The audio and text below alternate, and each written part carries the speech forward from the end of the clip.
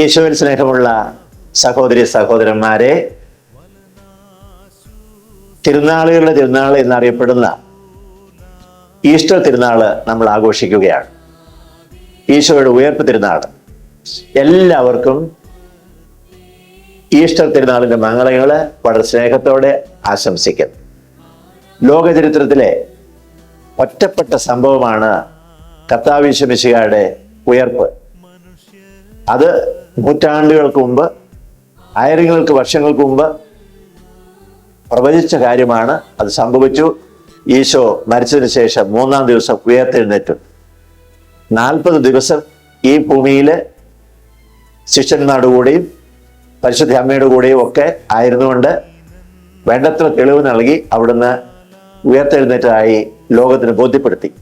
ചരിത്രകാരന്മാർ അത് രേഖപ്പെടുത്തിയിട്ടുമുണ്ട്. ഈ സംഭവം മനുഷ്യ ചരിത്രത്തിലെ ഏക സംഭവമാണ്. ഇതിനു മുമ്പും അതിനുശേഷവും ആരും അങ്ങനെ ചെയ്തിട്ടില്ല. അപ്പൊ നമുക്ക് വലിയ സന്തോഷമുണ്ട്. ജീവനുള്ള ദൈവം ഉയർത്തെഴുന്നേറ്റ് ഇപ്പൊ നമ്മളോട് കൂടിയുണ്ട്. അവിടുന്ന് പിതാവായ ദൈവത്തിന്റെ വലത്തുഭാഗത്തിരിക്കുന്നു എന്നുള്ളത്.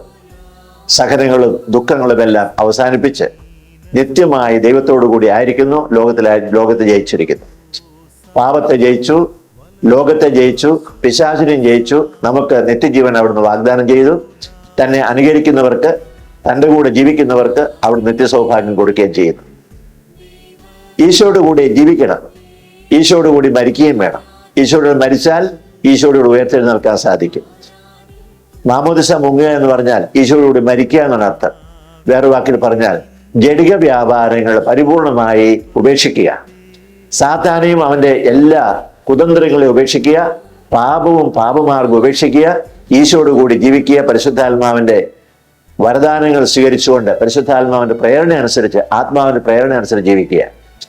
ഇന്നത്തെ കാലത്ത് വളരെ പ്രത്യേകമായി ഞാൻ പറയാനായിട്ട് ആഗ്രഹിക്കുന്നത്, പലതരത്തിലുള്ള തിന്മകളിൽ ജനങ്ങൾ വീഴുന്നുണ്ട്, ജഡിക വ്യാപാരങ്ങളിലൊക്കെ വീഴുന്നുണ്ട്. അതിൽ വളരെ പ്രധാനപ്പെട്ടതും നമ്മുടെ ജനങ്ങളെ, പ്രത്യേകിച്ച് യുവജനങ്ങളെ നശിപ്പിക്കുന്നതും കുഞ്ഞുങ്ങളെയൊക്കെ നശിപ്പിക്കുന്നതുമായിട്ടുള്ള കാര്യമാണ് ഈ ഡ്രഗ് അബ്യൂസ്, അല്ലെങ്കിൽ മയക്കുമരുന്നുകളും അതിനു വേണ്ടിയിട്ടുള്ള അടിമകളായിത്തീരുന്നത്. കഴിഞ്ഞ ദിവസം ഒരു ചെറുപ്പക്കാരൻ എന്നോട് പറഞ്ഞു, ഒരു മുട്ടായി ഞാൻ തിന്നു, പക്ഷെ അതോടുകൂടി എനിക്ക് ഭയങ്കരമായ ബുദ്ധിമുട്ട് വരുക. അങ്ങനെ മനുഷ്യരെ പഠിപ്പിക്കാനായിട്ട്, യുവജനങ്ങളെ പഠിപ്പിക്കാനായിട്ട് മുട്ടായി അതുപോലുള്ള സാധനങ്ങളൊക്കെ തന്ന് ഈ മയക്കുമരുന്ന് തരുന്ന സാഹചര്യങ്ങളുണ്ട് കേട്ടോ. എൻ്റെ യുവജനങ്ങളെ, പ്രിയപ്പെട്ടവരെ, നിങ്ങളോട് ഞാൻ അപേക്ഷിക്കുന്നു, പ്രാർത്ഥിക്കുന്നു, ദയവായിട്ട് നിങ്ങൾ ഈ വലിയ സാത്താന്റെ പിടിയിൽ നിങ്ങൾ പെട്ടു പോകരുത്. അതിൽ നിന്ന് രക്ഷപ്രാപിക്കണം എന്ന് ഞാൻ പറയാൻ വേണ്ടി ആഗ്രഹിക്കുകയാണ്.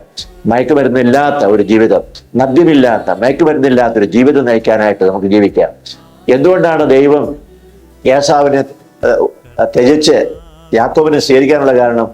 അത് പാപമായി അവൻ ചെയ്തത് അവന്റെ ജന്മാവകാശം കളഞ്ഞു. മനുഷ്യന് ജന്മാവകാശമാണ് അവന്റെ സുബുദ്ധി, അവന്റെ വിശേഷ ബുദ്ധി ജന്മാവകാശമാണ്. അതുവഴി അത് ഈ മയക്കുമരുന്ന് സ്വീകരിക്കുന്ന വഴിയായിട്ട് അത് നഷ്ടപ്പെട്ടു പോകുന്നു. മദ്യം കഴിക്കുന്നവർ സ്വീകരിക്കുന്നു, അങ്ങനെ ഉപേക്ഷിക്കപ്പെടുകയാണ്, അങ്ങനെ റിജക്റ്റ് ചെയ്യപ്പെടുകയാണ്. അങ്ങനെ റിജക്റ്റ് ചെയ്യപ്പെടാത്തവരായി, ഈശോയാൽ സ്വീകരിക്കുന്നവരായി തീരാൻ വേണ്ടിയിട്ട് നമുക്ക് സുബോധമുള്ളവരായി, വിശുദ്ധിയുള്ളവരായി, പുണ്യമുള്ളവരായി ജീവിക്കാൻ വേണ്ടി സാധിക്കാം. ഈശോയോടുകൂടി നമുക്ക് ഉയർത്തെഴുന്നേൽക്കുകയും ഈശോയോടുകൂടി പാപത്തെ, മരണത്തെ എല്ലാം പരാജയപ്പെടുത്തി കർത്താവിന്റെ പ്രതീക്ഷ കൊടുക്കുന്ന, ലോകത്തിന് പ്രതീക്ഷ കൊടുക്കുന്ന, സന്തോഷം കൊടുക്കുന്ന, ലോകത്തിന് ജീവൻ കൊടുക്കുന്ന ആളുകളായി, പ്രകാശത്തിന്റെ പുത്രിപുത്രന്മാരായി ജീവിക്കാൻ വേണ്ടി ഈസ്റ്റർകാലം നമ്മളെല്ലാവരും സഹായിക്കട്ടെ എന്ന് ഞാൻ പ്രാർത്ഥിക്കുന്നു. നിങ്ങൾക്ക് എല്ലാവർക്കും ഒരിക്കൽ കൂടി ഈസ്റ്ററിന്റെ വലിയ സന്തോഷം ആശംസിക്കുന്നു. കർത്താവ് നിങ്ങളെ അനുഗ്രഹിക്കട്ടെ.